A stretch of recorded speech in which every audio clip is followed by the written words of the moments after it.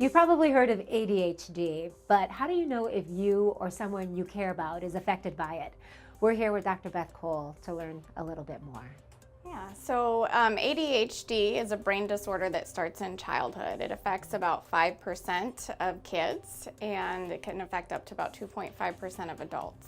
Let's talk a little bit about that diagnosis of ADHD and what are some of the signs to look for?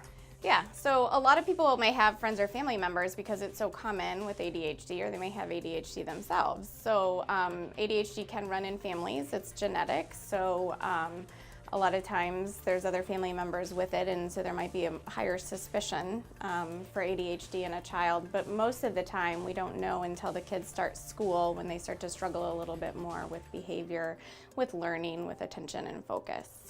I think a lot of times kids can have a lot of energy and there can be some thoughts about ADHD, but that's not always the case. It's not. There's a wide range of activity levels in kids, and we know kids have a lot of energy. And so I think it's important to talk with your doctor if you do have concerns about your kids. But however, when someone has ADHD, it starts to interfere. It starts to interfere with how they interact socially.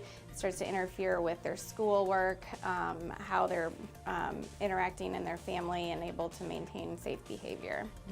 And how is ADHD addressed in schools?